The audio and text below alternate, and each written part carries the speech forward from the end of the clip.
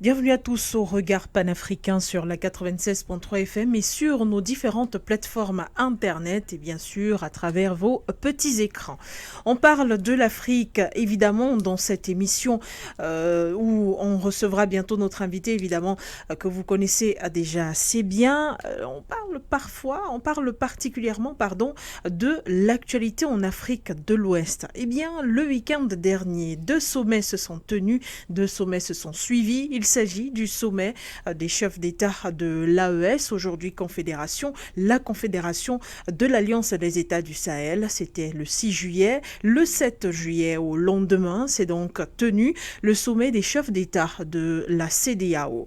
À ce sommet, il a été décidé que Faure Gnassingbe, mais également Diomaye Diakhar Faye, feraient les médiateurs et auraient pour mission de se rapprocher des dirigeants de l'AES. Par ailleurs, Aliou Touraï, lui, a dénoncé une désintégration de la sous-région, particulièrement à travers la CEDEAO. Alors, entre l'AES et la CEDEAO, est-ce possible de penser aujourd'hui coopération? Est-ce possible de penser cohabitation? Ou encore, faut-il uniquement voir d'un mauvais œil, comme le président de la commission de la CEDEAO, en parlant de désintégration? On aura le temps d'en parler avec notre invité, qui n'est nul autre que André-Christelle Fanga, analyste et directeur de publication. Merci d'être là. Bonsoir et bienvenue. Madame Bégoudé, merci pour l'invitation, merci pour cette amitié qui me va droit au cœur et cette amitié aussi à l'équipe technique, n'est-ce pas, qui justement travaille d'arrache-pied pour que nous puissions être vus et entendus, n'est-ce pas, et écoutés, n'est-ce pas, sur toutes les plateformes de For You. Bonsoir à toute l'Afrique, à tous les Africains qui auront l'opportunité de nous écouter durant ces échanges, n'est-ce pas? Et peut-être qu'ils le prendront même peut-être lors des rediffusions. Donc, merci pour cette invitation. Un très grand bonsoir, n'est-ce pas, au premier secrétaire du PURS, Serge Espoir Matomba, qui ne cesse de démontrer à la face du monde entier que c'est un politicien sérieux. C'est un entrepreneur sérieux, c'est quelqu'un qui est digne de confiance sur beaucoup de sujets. Parce qu'aujourd'hui, je voudrais le rappeler, c'est un élu du peuple qui est allé à plusieurs élections et qui aujourd'hui siège à la communauté urbaine de Douala en tant que grand conseiller. C'est-à-dire que la ville de Douala aussi bénéficie de son expertise politique. Ça veut dire que pour ceux qui pensent que la politique est faite des aventuriers, non. Le président Serge Espoir Matomba n'est pas un aventurier, c'est quelqu'un qui a déjà posé des jalons, n'est-ce pas, dans le domaine politique et candidat déjà. Je crois que c'est la deuxième ou troisième élection, je crois bien, si je ne me trompe pas. Donc, c'est un candidat sérieux pour notre pays, pour le développement de notre pays, pour peut-être changer, n'est-ce pas, le visage politique de notre nation. Donc, bon vent à lui et de tout ce programme politique qu'il est en train de déployer, je crois qu'il y aura des descentes dans les régions et dans certaines villes. Bon, attendons voir que vous nous donnez le communiqué, n'est-ce pas, de ces descentes-là pour vous accompagner dans la communication, dans les différents débats et tout cela. Donc, vous ne m'en voudrez pas de faire ce petit coucou là, à ce grand monsieur de l'Afrique. Évidemment, comment vous en vouloir? Il s'agit de mon patron. D'accord. En tout cas, pour l'instant, l'heure est à l'inscription au sein du parti et aux cartes de membres du parti, le Peuple uni pour la rénovation sociale de Serge Espoir Matomba. Merci de nous suivre à la lettre et merci évidemment d'apporter votre soutien. Alors, André-Christelle Fanga, on démarre les échanges juste après cette transition, après avoir planté le décor.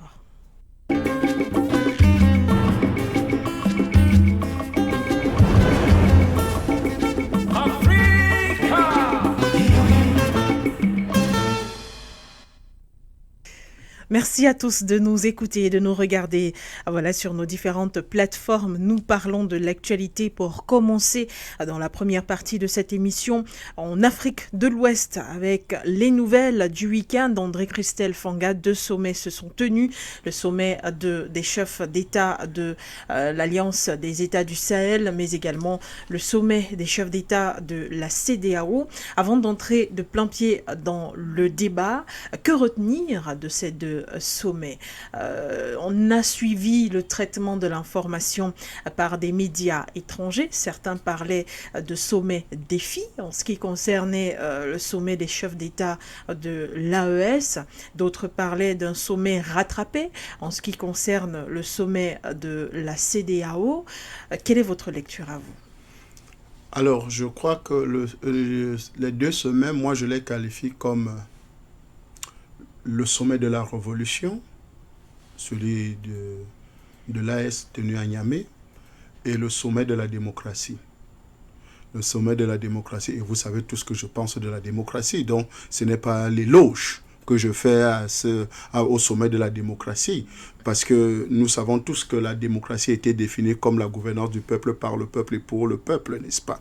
Alors que nous voyons que cette gouvernance de la démocratie, c'est plutôt le peuple qui est martyrisé. Et donc, si le peuple est martyrisé, ça veut dire que la démocratie est une fausse chose. C'est quelque chose, c'est un concept bidon qui n'a jamais rien apporté à notre continent. Et là, nous voyons que de l'autre côté, il y a le sommet de la révolution. Le sommet de la révolution, c'est justement quand vous avez suivi les discours, quand vous avez suivi tout ce qui est, c'est le peuple qui est en mouvement et qui réclame véritablement, n'est-ce pas, un état de droit, sa souveraineté, les peuples. Parce que quand on parle du peuple, c'est comme si on parlait juste d'un État. Mais les peuples aujourd'hui, c'est-à-dire les peuples du Sahel, c'est-à-dire du Niger, du Burkina Faso et du Mali, donc, qui sont ensemble aujourd'hui pour dire que non, le peuple a évolué dans sa pensée, a évolué, n'est-ce pas, dans la prise de conscience. Et cette prise de conscience aujourd'hui arrive au seul résultat que nous voyons aujourd'hui à ces deux sommets qui se tiennent presque au même instant. Donc le sommet de la révolution et le sommet, n'est-ce pas, de la démocratie.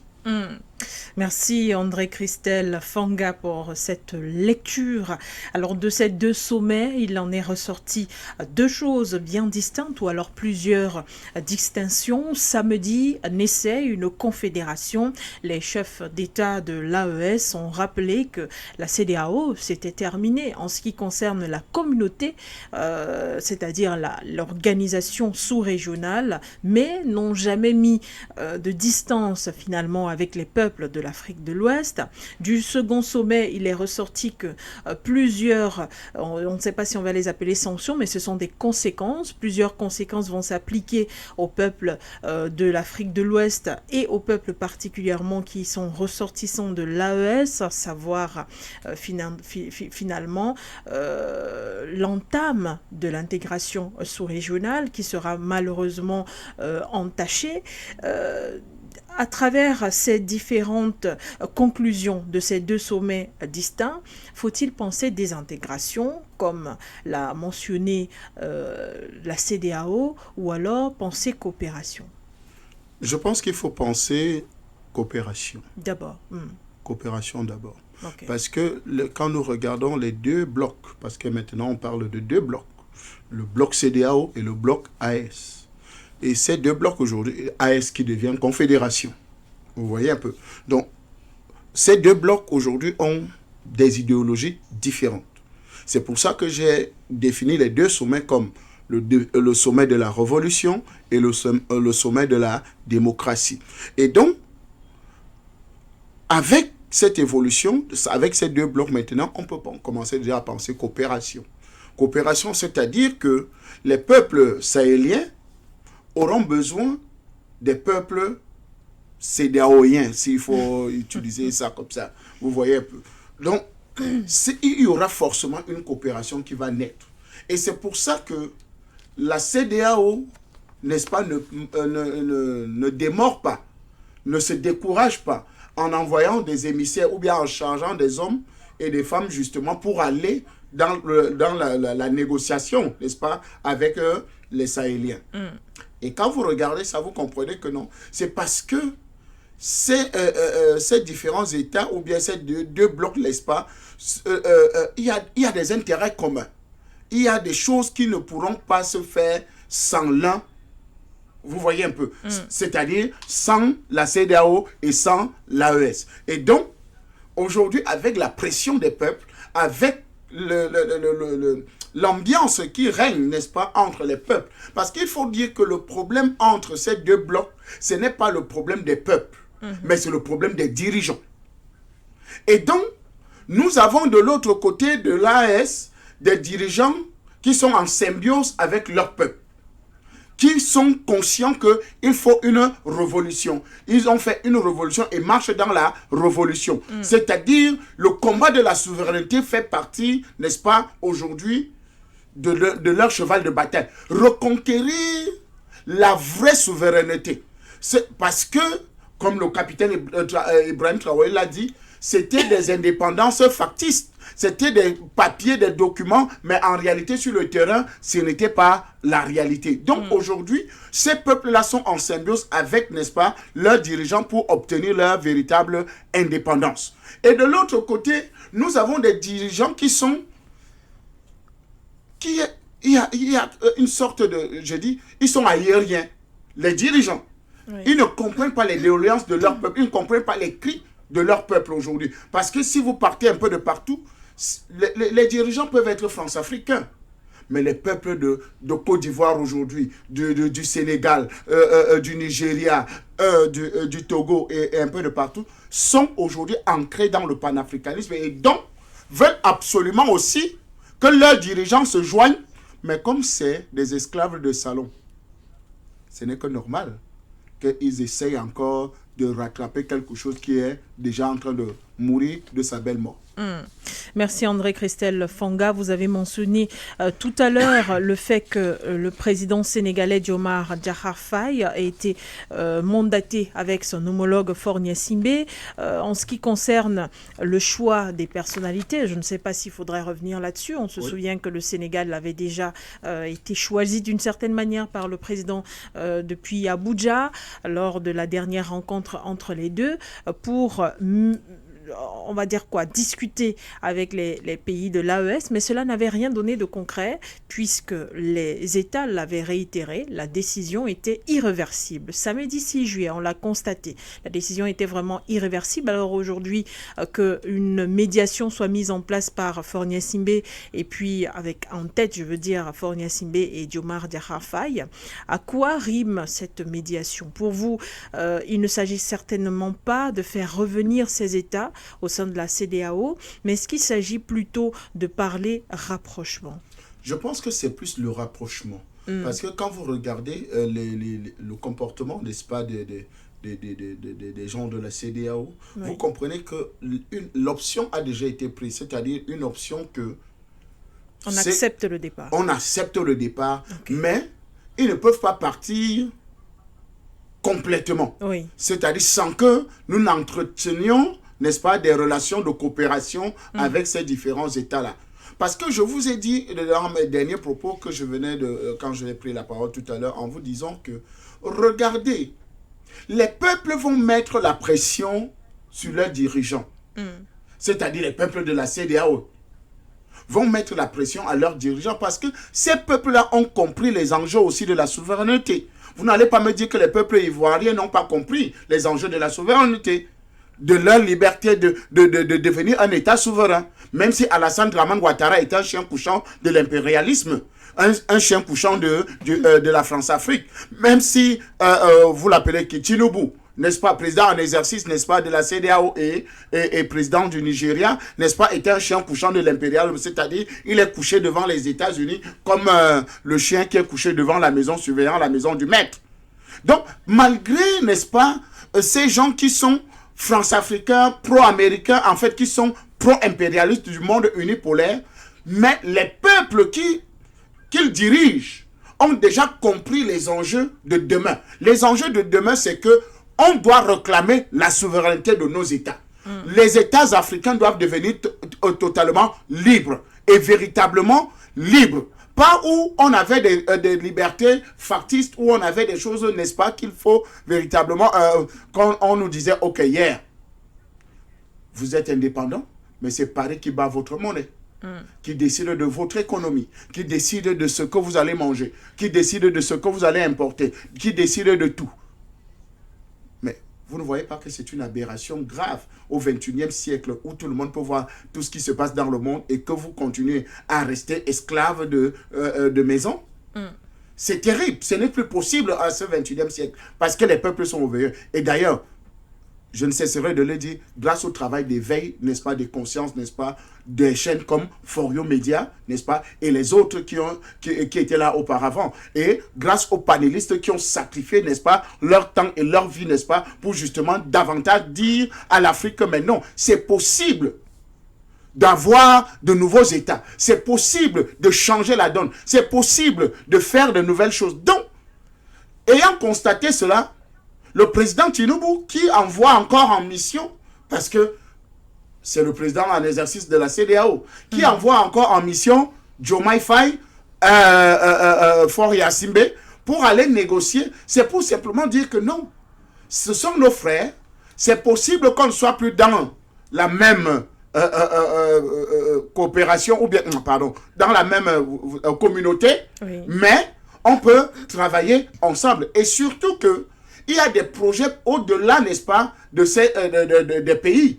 Vous rappelez de l'oléoduc, n'est-ce pas, entre le Bénin et le Niger. Vous vous rappelez, il y a plein de projets, il y a plein de projets qui regroupent tous ces différents États-là. Donc, véritablement, il faudra trouver des voies et moyens de comment coopérer ensemble avec ça, parce que c'est réellement irréversible. Parce que si la confédération est actée, alors, comment ils vont revenir encore dans la CEDEAO? C'est-à-dire, ils vont refaire marche arrière. Et comment? Parce que le problème aussi aujourd'hui, il faut l'expliquer souvent aux Africains, c'est que c'est un problème de vision. Les deux blocs, chacun regarde quelque part. Chacun a une vision. La CEDEAO a une vision. L'AES a une vision. D'ailleurs, les priorités, n'est-ce pas, de l'AES sont visées vers où? Vers le monde multipolaire. Les visées de la CEDEAO ont toujours été visées vers le monde unipolaire. Et donc, aujourd'hui, nous avons deux forces, deux idéologies qui se battent. Et on peut même dire au-delà, pour aller au-delà de notre Afrique, n'est-ce pas, et pour regarder dans la vision globale du monde, nous voyons que ces deux, n'est-ce pas, visions du monde qui sont en train de se battre, n'est-ce pas, le capitalisme et le communisme qui sont en train de se battre aujourd'hui. Parce que le capitalisme, c'est asphyxiant. Le capitalisme est rugueux. Le capitalisme est même méchant à la limite. Vous voyez un peu. Et donc, la plupart des serviteurs de la CEDEAO sont des capitalistes qui ne veulent pas servir leur peuple, qui ne veulent pas donner la liberté à leur peuple. Comment, par exemple, un pays comme le Niger peut être producteur, n'est-ce pas, d'uranium? Et cet uranium fait travailler près de 150 usines, n'est-ce pas, en France. Et ça éclaire, ça donne de l'énergie à 40% à la France. Et que le Niger, où ces ressources sont retrouvées, n'a pas de lumière. C'est une aberration. Vous voyez comment le capitalisme est méchant? Et ceux qui sont dans la CEDEAO sont la plupart des serviteurs du capitalisme, alors que dans la communauté, c'est-à-dire le communisme, bon, vous savez que c'est un mot que les Américains n'aiment pas beaucoup, ou bien les autres France-Africains n'aiment pas beaucoup, parce que quand vous parlez de communisme, c'est comme si c'était une idéologie qui apportait la mort, ou bien qui semait la division, ou bien, en fait, tout ce qui était communiste était taxé de rebelles. Oui, effectivement. Voilà, donc aujourd'hui, que la vision communiste, n'est-ce pas, en train de prendre communautaire, je préfère encore peut-être utiliser ce terme, la vision communautaire, c'est-à-dire des échanges gagnant-gagnant. Madame, est-ce que vous savez que le Burkina Faso, depuis 2 ans, n'a pas prêté d'argent au FMI? Et le Burkina Faso se porte très bien. Le Burkina Faso, il n'y a aucun fonctionnaire depuis la révolution qui manque son salaire. Des investissements sont faits au Burkina Faso avec des fonds propres, sans crédit à l'extérieur. Donc, quand vous voyez ça, vous vous posez la question que, il y a quelque chose qui tourne pas rond, alors que vous traversez juste le Burkina Faso, vous allez en Côte d'Ivoire. La Côte d'Ivoire, aujourd'hui, est en train de s'écrouler sur des dettes qui vont aller jusqu'à 30 ans, 40 ans. Donc, vous comprenez qu'en réalité, ces deux idéologies sont en face et la bataille, elle est rude. Et si la bataille, elle est rude, ça veut dire que ceux qui comprennent les enjeux, n'est-ce pas, du monde multipolaire, alors peuvent dire que non. Oui, même si on n'est pas tous dans le même bateau, c'est-à-dire dans l'AES, mais on peut quand même continuer à coopérer ensemble. Donc, la mission de Diomaye Faye et de Fort Yacine d'aller négocier avec les frères que non, il y a quand même des opportunités parce qu'aujourd'hui dans l'AES, il n'y a pas de port par exemple, il n'y a pas de sortie portuaire. Donc il faut des États, n'est-ce pas, qui ont des ports, n'est-ce pas, pour davantage travailler, n'est-ce pas, avec ces gens-là. Donc ça y va aussi, n'est-ce pas, du bénéfice de l'AES, n'est-ce pas, pour justement coopérer avec les États de la CEDEAO. Donc, ce n'est pas une rupture totale que, non, plus jamais, on ne se parlera plus jamais. Non, c'est une rupture d'idéologie. Nous avons deux idéologies, nous avons deux visions, nous avons deux visions, n'est-ce pas, de la situation en Afrique de l'Ouest. Alors, chacun poursuit sa vision, mais pour les intérêts du peuple, nous pouvons coopérer ensemble. Et justement, en parlant de coopération, l'on se souvient de cette annonce le 27 juin dernier, si je ne m'abuse, des chefs d'État, ou du moins de la CEDEAO, qui appelaient à la formation de cette force en attente, ou du moins de son déploiement en Afrique de l'Ouest pour lutter contre le terrorisme. On se souvient également que la présence du Mali, du Burkina Faso et du Niger avait été fortement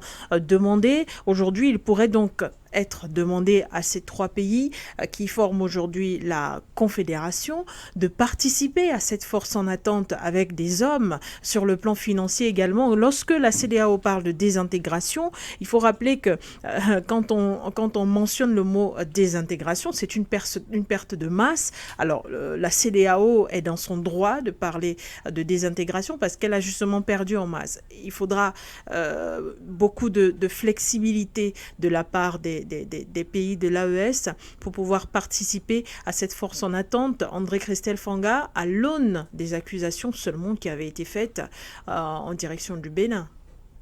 Je pense qu'aujourd'hui, quand on parle de désintégration, c'est ça? Désintégration. Elle est réelle. Et cette désintégration, n'est-ce pas, doit davantage aller au-delà parce que même les ressources vont se désintégrer. Parce que quand même le Mali, le Niger et le Burkina Faso sont encore membres de l'UEMOA, dans l'Union monétaire. Oui. Donc, d'ici peu, il y aura encore, n'est-ce pas, des intégrations. Parce que même les ressources financières ne passeront plus par l'UEMOA. S'ils arrivent encore même plus grave à battre monnaie, vous allez retrouver que véritablement des choses vont encore changer. Donc ça veut dire que ces mastodontes-là qui pesaient sur... Parce que l'une des choses qu'on ne vous dit pas beaucoup, c'est que quand on parle de la CEDEAO d'hier, c'est-à-dire au complet, n'est-ce pas, les poids lourds de cette CEDEAO, c'était le Niger, c'était le Burkina Faso, c'était le Mali. Vous savez pourquoi? Parce qu'ils utilisent le franc CFA. Ceux qu'on croit que c'est les plus grands mastodontes, c'est-à-dire le Nigeria, le Ghana, n'est-ce pas, n'utilisent pas le franc CFA. Beaucoup ne le savent pas. Vous voyez que dans cette même sous-région, il y a plusieurs monnaies qui sont actives. Vous voyez un peu. Alors, quand vous laissez deux pays comme le Ghana et le Nigeria, n'est-ce pas, de côté, vous voyez que la CEDEAO reste une petite poignée. Les seuls pays qui ressemblent encore à quelque chose, là, c'est le Sénégal et la Côte d'Ivoire. Vous ne comptez pas le Bénin et le Togo? Mais c'est des lames de terre. Le Togo, c'est une lame de terre. Le Bénin, c'est une lame de terre. Donc, c'est pas des fous. En termes de superficie, En termes de superficie, en termes de puissance financière, en termes de ressources même naturelles. Vous voyez un peu? D'ailleurs, il y a même une question qui me taraude l'esprit depuis notre émission là. Oui. Vous connaissez c'est le colonel Mamadi Doumbouya? Oui. Il n'a participé à aucun des sommets. Finalement, on se pose la question... Il est concentré sur la politique interne. Non, c'était juste une légère digression. Il n'a participé à aucun des sommets, que ce soit CEDEAO, que ce soit de l'AES. Finalement, il est où? En tout cas, on en reviendra. On en parlera une autre fois. Mais pour simplement dire que, regardez la situation. La désintégration va continuer parce que ces États vont battre monnaie, vont créer leur monnaie.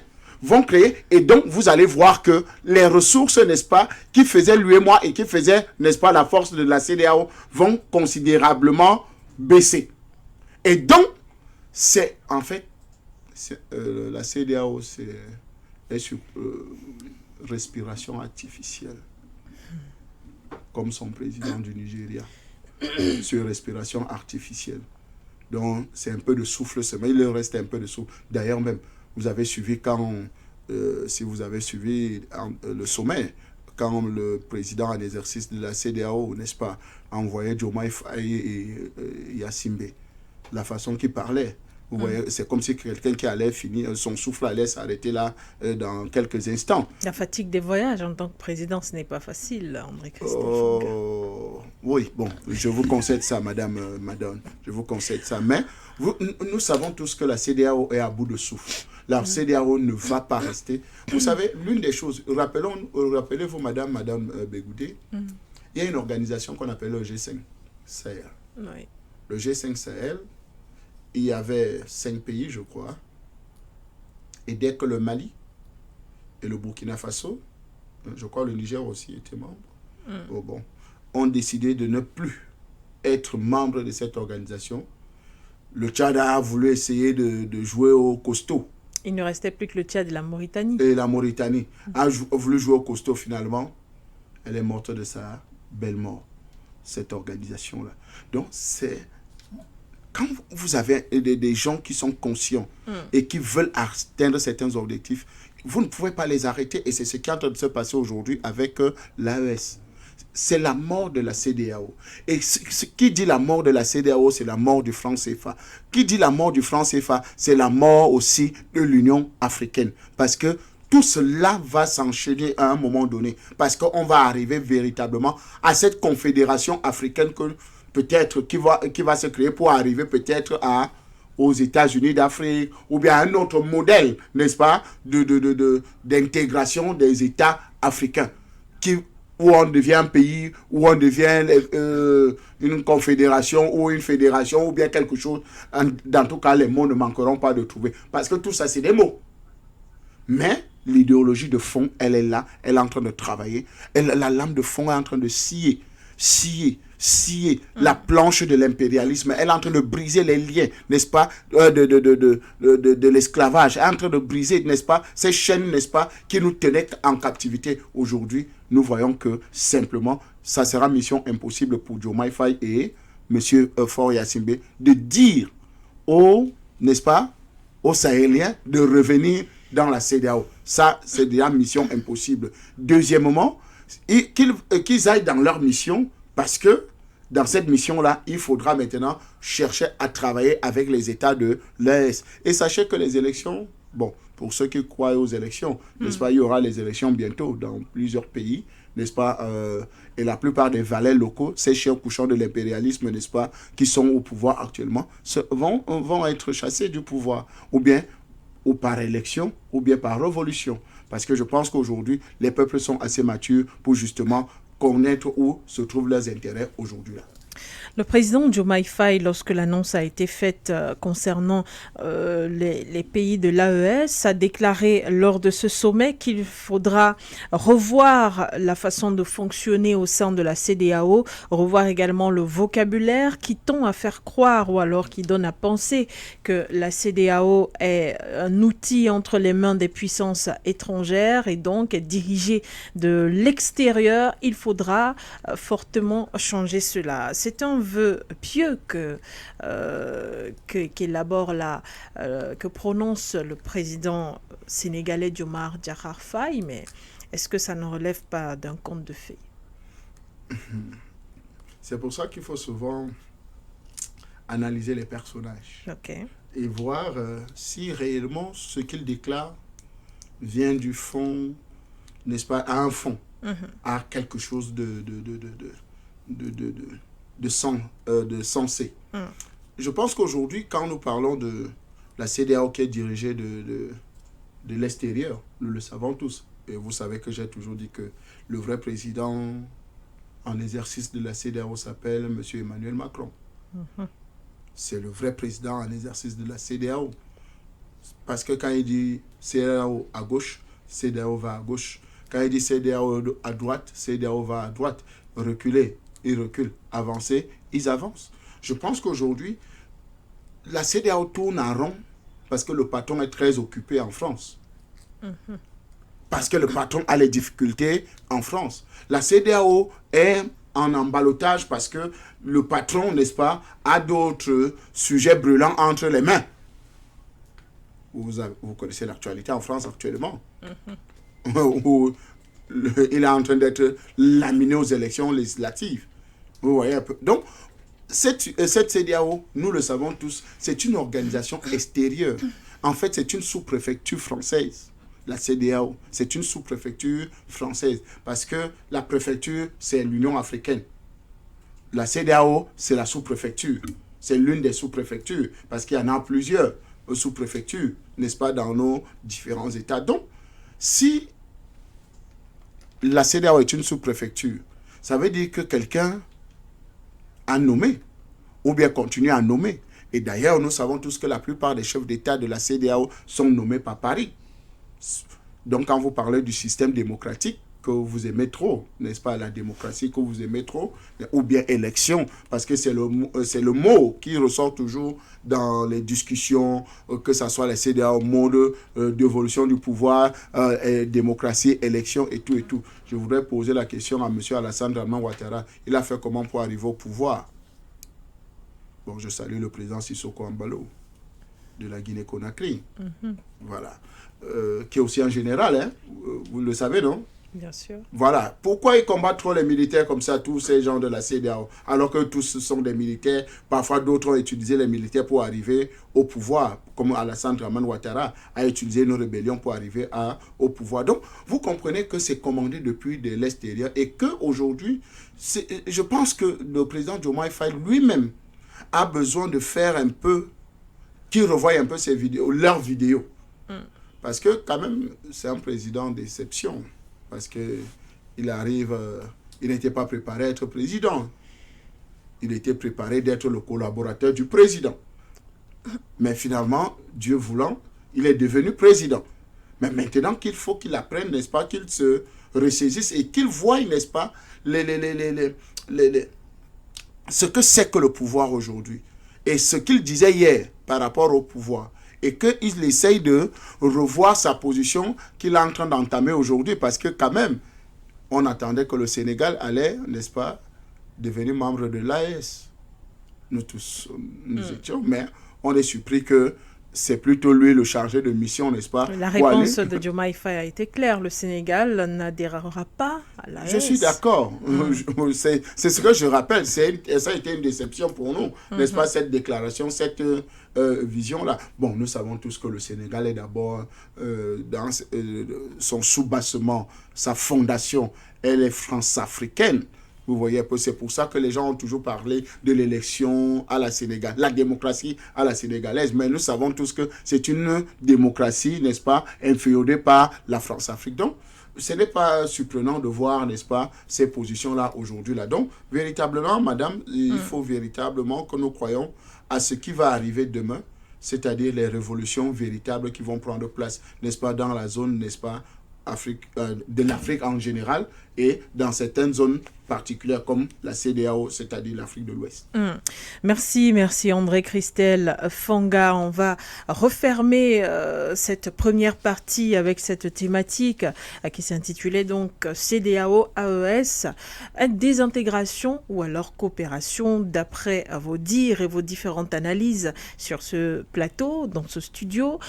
On penche pour la coopération plutôt que la désintégration, mais la désintégration n'est pas à négliger puisqu'il y a une perte de masse très importante au sein de la CEDEAO. D'ailleurs, Aliou Touraï l'a bien mentionné en ce qui concerne le côté financier seulement. C'est assez lourd pour la CEDEAO aujourd'hui, d'où l'appel des pays de l'AES à participer quand même en Afrique de l'Ouest. Et on verra les rapports entre les deux organisations, ou du moins entre la Confédération et l'organisation sous-régionale. Sans transition, puisqu'on en avait déjà pris une il y a de cela quelques temps, Nous allons parler de l'actualité en République démocratique du Congo, où depuis 2004, il y a une guerre dans la province du Nord Kivu. Elle voit s'affronter cette guerre-là plusieurs groupes armés. Aujourd'hui, le vent en poupe est donné au M23, qui est accusé d'être soutenu par le Rwanda, mais aussi l'Ouganda. Il y a de cela quelques jours, les Nations Unies ont produit un rapport dans lequel ils mentionnent, on va dire, la présence accrue de certains dirigeants, de certaines mains ougandaises, jugées sous-médiatisées. La participation de l'Ouganda au sein de cette guerre dans le Nord Kivu et le Sud Kivu. Le Rwanda est mis d'une certaine manière un peu de côté et des groupes terroristes sont soutenus par l'Ouganda, cette fois-ci dans l'est de la RDC. La première question serait: pourquoi tant de rapports de l'ONU concernant les petites mains du Rwanda, les petites mains de l'Ouganda dans le Nord Kivu, à l'est de la RDC, plutôt que des rapports qui pourraient apporter des lumières aux forces armées de la République démocratique du Congo, par exemple? Madame Begoudé, j'ai appris une chose depuis que je fais les émissions, les débats et tout, les analyses politiques. Je ne crois plus aux rapports. Je ne crois plus aux déclarations des ONG, des organisations comme l'ONU, des organisations comme Human Rights Watch, des organisations comme Amnesty International, des organisations comme Transparency. Je ne crois plus à aucun de leurs rapports. Vous savez pourquoi? Pourquoi? Parce que je me rappelle d'un événement qui a eu lieu au Cameroun, malheureux bien sûr, c'est-à-dire les événements de Ngarbo.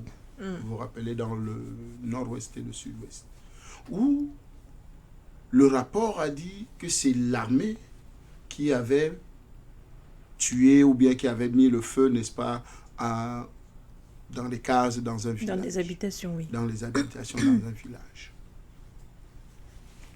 Et vraiment, les ONG ne sont pas allées de main morte et tout et tout. Et dans l'une de leurs déclarations, c'est que c'est les images satellitaires qu'ils les ont données, n'est-ce pas?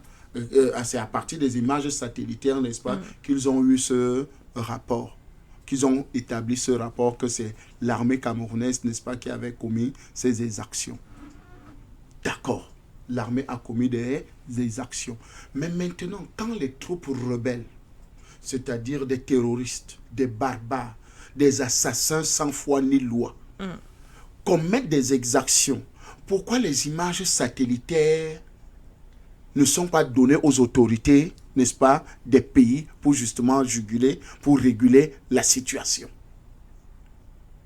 Pourquoi, quand le Cameroun, par exemple, avait besoin des drones étrangers pour voir les positions de Boko Haram, c'était facturé hyper chèrement. C'est-à-dire les factures, n'est-ce pas, pour que les drones, pour que ces satellites-là présentent les images de déplacement, n'est-ce pas, de Boko Haram, l'État déboursait beaucoup d'argent. Mais quand Boko Haram tuait au Nigeria, tuait au Cameroun, tuait au Niger, tuait au Tchad, les images satellitaires étaient invisibles. Pour revenir sur votre question, pourquoi les images satellitaires, les images de drones, d'ailleurs il y avait une très grande base de drones au Niger, une base américaine. Oui. Il y avait des bases militaires françaises sur la zone sahélienne, presque un peu de partout en Afrique. Pourquoi ces bases-là, qui ont du matériel, qui ont des avions, qui ont des drones hyper sophistiqués, ne peuvent pas localiser où se trouvent les rebelles et que leurs forces qu'ils ont installées sur notre territoire, c'est-à-dire la MONUSCO, ça fait plus de 30 ans qu'ils sont au Congo. C'était dans... oui, je crois que c'est MONUSCO qui s'est installé, force de maintien de la paix pour le Congo. jusqu'à présent, il n'y a jamais eu de paix depuis au moins 30 ans. Que les MINUSCA, MINUSMA, tous ces MINUS qu'ils ont installés partout en Afrique avec des contingents importants, avec des hommes, avec des armes, avec de l'argent, avec des budgets même, parfois que des armées de nos États ou bien de l'État même. Parce que quand même la République centrafricaine, son budget de tout l'État centrafricain, c'est moins de 500 milliards. Alors que vous avez des organisations qui ont près de 200 milliards. Juste, n'est-ce pas, pour le maintien de la paix. Et donc, ils sont installés dans ces territoires-là depuis des années. Parce que si on vous dit Barkhane, par exemple, qui était installé au Mali, on vous parle des milliards qu'ils recevaient pour aider le Mali, pour justement lutter contre les djihadistes et terroristes. Finalement, pendant 10 ans, aucun résultat. Avec beaucoup de moyens, avec beaucoup d'argent. Donc, vous comprenez que la situation en RDC, au lieu que les rapports des soi-disant ONG, des soi-disant gouvernements, indexent, entre guillemets, l'Ouganda, aujourd'hui c'est l'Ouganda. Oui. Hier c'était le Rwanda. Au lieu que on indexe, mais indexons les multinationales. Comment se fait-il dans un territoire en insécurité? Les multinationales sont hyper bien installées. Vous vous posez pas la question, mais de quoi il s'agit là? Comment est-ce possible, n'est-ce pas, que dans un lieu où il y a la rébellion, dans des secteurs où il y a des rebelles, des terroristes, mais il y a des multinationales qui sont bien installées? Et disons que ces secteurs, justement, qui sont attaqués, n'est-ce pas, sont hyper riches. D'ailleurs, les ressources naturelles, que ce soit le coltan, que ce soit l'or, que ce soit le diamant, que ce soit même l'uranium, parce que les gens oublient qu'il y a de l'uranium en RDC, que ce soit ces matières premières-là, se trouvent dans ce secteur-là où il y a la guerre tous les jours. Et nous voyons des avions fantômes, des hélicoptères fantômes, qui transportent ces matières premières et vont partout. Vont les déposer au Rwanda, parce que le Rwanda est devenu un comptoir de toutes ces ressources pillées, n'est-ce pas, au niveau de la RDC, et qui sont travaillées là-bas pour redevenir, n'est-ce pas, des marchandises conventionnelles pour vendre au marché, n'est-ce pas, mondial. Donc, je pense qu'aujourd'hui, les rapports ne nous servent plus à rien. Parce que, s'il faut se baser sur les rapports, il y a des excellents rapports. Il y a des excellents, n'est-ce pas, rédactions, n'est-ce pas, d'accusations de ceci et de cela. Mais est-ce que ça a apporté la paix au Congo? Est-ce que ça a arrangé la situation? Non. Alors que la situation est entretenue, est bien, n'est-ce pas, structurée. On sait que ces rebelles-là ne sont pas arrivés là au hasard. Ils ont été déportés, n'est-ce pas? Ils sont déposés là et ils sont entretenus parce que les armes viennent d'où? Les hommes, malgré la modicité des moyens des FARC, c'est-à-dire des forces de défense de la RDC, qui bataillent au quotidien, les rebelles sont toujours là et il faut qu'on mette toujours des exactions. Je pense qu'aujourd'hui, il faut aller regarder ailleurs. Vraiment, mettez ce rapport-là à la poubelle. Merci André Christelle Fanga pour cette première lecture. On rappelle que les Nations Unies sont en train de plier bagages également en République démocratique du Congo. C'était une des annonces qui avait été faite par le gouvernement de la République démocratique du Congo avant l'élection présidentielle. Dans le sud Kivu et le nord Kivu, justement, la MONUSCO est en train de plier bagages, comme je le disais tout à l'heure. Est-ce qu'il faut revenir à nouveau sur la politique de sécurisation de la RDC par le président Félix Antoine Tshisekedi Tshilombo? On se souvient de cette de cette coopération, si on peut l'appeler ainsi, avec les populations à travers les volontaires de la défense de la patrie en RDC ou encore les FDLR du Rwanda qui venaient prêter main forte. Mais aujourd'hui, puisque ces FDLR sont accusés de semer le trouble également, que reste-t-il? Que reste-t-il aux Congolais qui continuent de voir leurs huttes, leurs habitations brûlées, leurs plantations arrachées, leurs familles divisées, leurs enfants tués?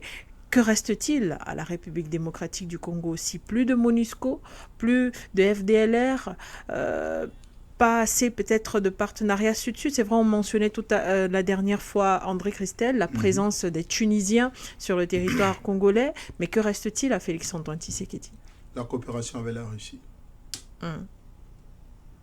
Parce que je pense qu'aujourd'hui, ça revient au premier sujet où on parle d'idéologie, de vision. Oui. Parce que vous ne pouvez pas avoir un pays qui est attaqué, n'est-ce pas, pendant plusieurs années et que vous avez toujours lorgné la solution vers ceux qui sont les acteurs majeurs, en fait, qui sont les pompiers pyromanes.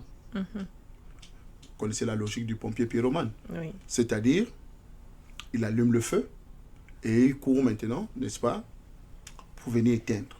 C'est ce qui se passe en RDC. C'est eux qui allument le feu. C'est les Occidentaux qui allument le feu. C'est les multinationales qui sont les vrais patrons des États occidentaux, n'est-ce pas, qui allument le feu en RDC. C'est-à-dire, il faut que le coltan coûte moins cher.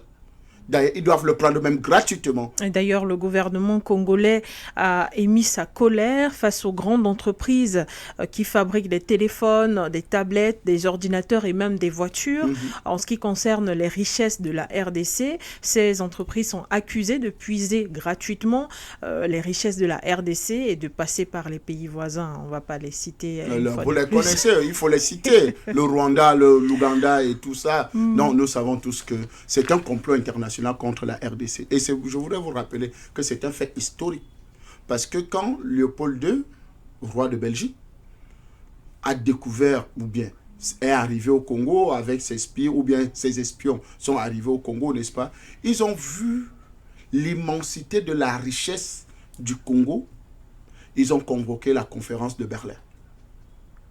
La conférence de Berlin était justement d'abord, premièrement, conçue pour justement diviser le Congo. Pour voir comment diviser le Grand Congo. Ça, c'est maintenant avec K, et non plus avec C. Vous voyez un peu, diviser le Grand Congo, pour essayer de voir comment ils vont exploiter ces ressources-là. Et d'ailleurs, ils se sont assis, ils ont divisé. Et ils se sont divisés d'abord le Congo, avant de diviser toute l'Afrique maintenant, n'est-ce pas, en 1000 morceaux. Parce que le Congo, quand même, c'est un scandale géologique incroyable. Donc, ce n'est que normal qu'il y ait cette coalition internationale, n'est-ce pas, des forces du mal pour exploiter le Congo. Si le Congo est exploité aujourd'hui par les multinationales et qu'ils n'apportent pas de solution, n'est-ce pas, c'est parce que justement, ils ont du gain. Et du gain facile. Ils gagnent beaucoup d'argent, ils gagnent beaucoup en prenant le coltan, n'est-ce pas, du Congo gratuitement. Et donc, ils ne peuvent pas aider. Ça ne sert plus à rien de faire les dénonciations. Et je pense que c'est ce que je reproche à mon frère Fatih. Bon, on a dit lors du slogan de campagne Fatih Béton. Bon, Fatih Béton. Bétonne-moi, n'est-ce pas, les lois de la République de RDC. Bétonne-moi les coopérations. Bétonne, n'est-ce pas, les contrats. Si vous voulez avoir la paix, il faut bétonner, n'est-ce pas, les contrats militaires. Parce que là, aujourd'hui, on a besoin d'une force supérieure. Et pour qu'on ait... Mais est-ce que le Centrafrique n'était pas un pays presque en lambeaux? Le Centrafrique n'existait plus. Il n'y avait que le centre administratif qui était gouverné. Le premier mandat de Faustin Archange Touadéra n'était que à Bangui. Et rien que... Dans les alentours de la présidence. Les alentours de la présidence. Plus rien.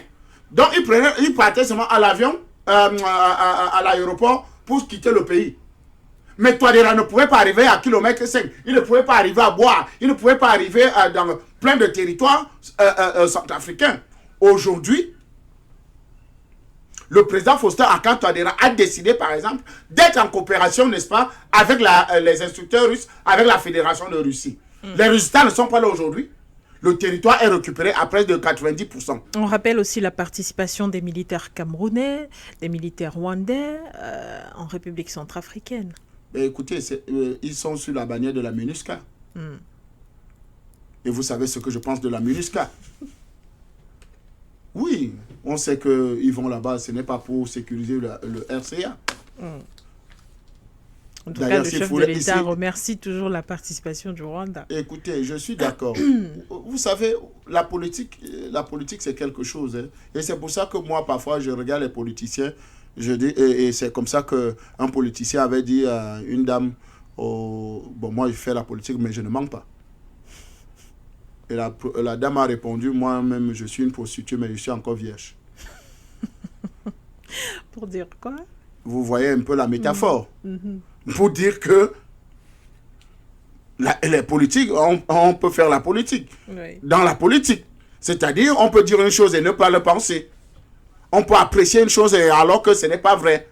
Donc, je pense qu'aujourd'hui, la RDC a besoin d'un partenariat fort qui peut l'aider, n'est-ce pas, surtout dans le domaine militaire, pour se libérer, n'est-ce pas. Wagner est là. C'est aussi simple que ça.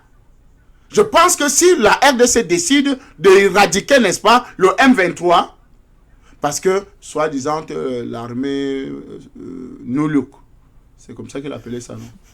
Oui. Les forces de défense reconstituées. Oui. Alors, en RDC. Non, c'est pas possible. Parce qu'il y a trop d'infiltration dans l'armée congolaise. Il y a trop d'espions dans l'armée congolaise. Je vous ai dit la dernière fois, vous avez vu ce qui est arrivé à l'armée congolaise. Parce qu'après le départ de Mobutu Sese Seko, Wazabanga Kutumbengu, Kabila est arrivé avec une horde de Rwandais, une horde d'Ougandais, n'est-ce pas, qui sont devenus des généraux dans l'armée et qui ont accouché des bébés qui sont aujourd'hui des adjudants, des sergents, des colonels et tout ça. C'était à la solde d'un accord, justement, pour que le M23 cesse les attaques. Mais écoutez, je pense qu'aujourd'hui, Monsieur Tshisekedi n'est pas capable de faire la purge dans l'armée congolaise. Il n'est pas capable. Parce qu'il ne sait même pas qui, en réalité, est en complicité avec le Rwanda, en complicité avec l'Ouganda, en complicité avec le M23. Donc, c'est une armée véritablement où il y a trop d'espions. Et en dehors des espions, je pense que l'armée congolaise a longtemps été une armée de business. C'est-à-dire une armée qui ne voulait que faire ses affaires, des généraux qui ne veulent que les affaires, qui sont extrêmement riches. Et donc, il faut véritablement qu'il y ait du travail, qu'on donne du travail à l'armée, n'est-ce pas, congolaise. Et pour donner ce travail-là, il faut des instructeurs de qualité. Et non nos instructeurs de l'Union européenne qui sont allés en Centrafrique, former les FACA avec les bâtons. Et vous voyez, vous vous rappelez des jeux d'enfants, de bandits policiers. Quand il a son pistolet en bambou là, il fait tôt avec la bouche, je t'ai tué, dors. C'est ce que les instructeurs européens en Centrafrique disaient, n'est-ce pas, aux forces de défense centrafricaines, que bon, quand tu as le bois là, quand tu fais ça, tu dis que couche-toi, je t'ai tué. Donc voilà un peu le style, n'est-ce pas, de partenariat que nous avons eu avec les Européens, l'Union européenne, alors qu'aujourd'hui, nous avons un vrai partenariat, n'est-ce pas, en RCA qui produit des résultats. Pourquoi ne pas choisir le même partenariat pour la RDC aujourd'hui, pour le Congo? Tshisekedi doit faire bouger. Mais arrêtez le discours, monsieur le président. Arrêtez de nous raconter du n'importe quoi. Arrêtez d'accuser le Rwanda même. Arrêtez d'accuser l'Ouganda. Mettez-moi la puissance. Mettez la puissance de feu en action. Et si vous n'avez pas les moyens, cherchez les partenaires. Ça lui coûte quoi? Il dit, bon, ok, monsieur le ministre de la Défense russe, Parce que c'est maintenant, Wagner dépend maintenant du ministère de la Défense russe, n'est-ce pas? Parce que ça a été reconstitué. Ce n'est plus une organisation indépendante depuis la mort de Prigojine. Ce n'est plus une organisation indépendante maintenant. Le ministère de la Défense a un droit de regard, n'est-ce pas, dans Wagner. Alors, pourquoi ne pas dire à ces Russes, à ces partenaires-là, de dire, OK, vous avez 6 mois pour me libérer du M23 et vous exploitez aussi simplement peut-être le Nord Kivu pendant 1 an. Ce n'est pas une solution concrète. Et je vous dis qu'en 6 mois, je dis en moins de 6 mois même, le M23 disparaît de la carte de la Terre. On n'en parlera plus jamais. D'ailleurs, même si on annonce un partenariat, République démocratique du Congo, Fédération de Russie, mais ça sera la débandade totale. Mais nous savons tous que la RDC est la mamelle nourricière du monde. En matière d'écosystème, parce que les gens parlent seulement de la RDC comme en matière seulement des ressources naturelles, c'est-à-dire or, diamant, coltan et tout. L'une des réserves assez puissantes de l'écosystème se trouve en RDC, sur le bassin du Congo. C'est-à-dire après la forêt de l'Amazonie, c'est le bassin du Congo qui devient la deuxième réserve qui préserve l'écosystème devant les grands pilleurs, les grands pollueurs et les grands pilleurs même. Oui, vous voyez un peu la RDC dans l'écosystème. Vous avez un projet par exemple d'électrification de l'Afrique, c'est-à-dire le projet INGA. Le projet INGA 1, INGA 2. On va nous financer des choses comme la ZLECAf. Si on finance le projet INGA, l'Afrique est illuminée. C'est-à-dire le projet INGA vous permet d'avoir un barrage qui donne l'électricité à presque toute l'Afrique. Alors, si vous avez un tel barrage pour l'Afrique et pour les Africains, nous ne serons pas industrialisés. Et d'ailleurs, ça me rappelle les propos de Edmond Kohl, l'ancien chancelier allemand, qui avait dit « Nous devons tout faire pour que l'Afrique ne s'industrialise pas. » Et c'est pour ça que nous avons les problèmes d'électricité. Nous avons les problèmes d'énergie. Comment un pays comme le Niger, grand producteur d'uranium, exploité par Orano, n'arrive pas à avoir de l'électricité, alors que la France a de l'électricité à partir de l'uranium, n'est-ce pas, du Niger? Comment la France peut être 5e producteur mondial d'or, alors que le Mali, où il y a les puits de pétrole, les puits d'or, en un plus fini, au Burkina Faso, où il y a les puits d'or, en un plus fini, n'est même pas classé parmi les 100 producteurs d'or. Le Mali n'est pas classé. Aucun de ces États n'est classé. Mais la France est classée 5e. Alors qu'il n'y a pas un seul puits, un seul endroit où on creuse de l'or en France. Je dis bien un seul endroit. Mais la France est 5e producteur mondial d'or. D'ailleurs même, l'uranium exploité au Niger est vendu dans d'autres pays. Donc, vous comprenez que la RDC et l'Afrique ont besoin d'un véritablement coup de pouce ou bien des hommes et des femmes qui peuvent booster véritablement pour que l'Afrique sorte, n'est-ce pas, de ce sous-développement-là. Et surtout la RDC est avec des rébellions fabriquées de toutes pièces comme nous le voyons avec le M23. Monsieur Tshisekedi, bétonnez-moi l'armée. Merci André Christelle Fanga pour votre énergie apportée. Encore dans le cadre de cette émission Regard panafricain, est-ce la production ou alors la conséquence de ces lunettes? Je ne les avais pas remarquées. Ah d'accord, merci. Si c'est considéré comme une appréciation. Bien sûr, merci beaucoup. Mais non, je pense que l'Afrique regorge de beaucoup d'énergie. Et quand je parle comme ça, je parle peut-être pour mes aïeux qui sont avec moi. Je parle pour les jeunes Africains qui sont un peu partout dans le monde, qui sont en train de justement crier un peu de partout. Je suis un peu comme un porte-voix. Vous comprenez un peu de toutes ces forces, de toutes ces énergies, venues des forêts, des rivières, venues de partout. Je salue les populations du Nord Kivu. Je salue ceux, n'est-ce pas, de la RCA. Je salue ces peuples martyrisés, n'est-ce pas, un peu de partout, à cause, n'est-ce pas, de la puissance barbare occidentale qui nous a créé du terrorisme, des rébellions, un peu de partout. Les populations de Bobo Dioulasso, les populations, n'est-ce pas, de Ziguinchor, les les populations, n'est-ce pas, d'un peu de partout en Afrique, Oui, oui. n'est-ce pas, de toutes je ne veux pas parler des capitales, je parle plutôt des pays, n'est-ce pas, des villes et des villages qui sont à proie au terrorisme, à proie, n'est-ce pas, au djihadisme, à ces rébellions fabriquées de tous pays. Non, vraiment, c'est cette énergie-là qui m'anime de voir une Afrique libre, indépendante, souveraine, alors que nous avons tout ce qu'il faut. Comment est-ce possible nous taxer de pauvres alors que nous avons les diamants dans les poches? Merci André-Christelle Fanga, c'est la fin de Regard panafricain sur la 96.3 FM et nos différentes plateformes internet. Merci à tous de nous avoir écoutés, de nous avoir regardés. Je rappelle les titres de ce programme. Nous parlions de l'Alliance des États du Sahel et de la CEDEAO. Va-t-on vers une désintégration ou vers une coopération en RDC? À quoi servent les rapports de l'ONU sur les pays voisins, à savoir le Rwanda et l'Ouganda?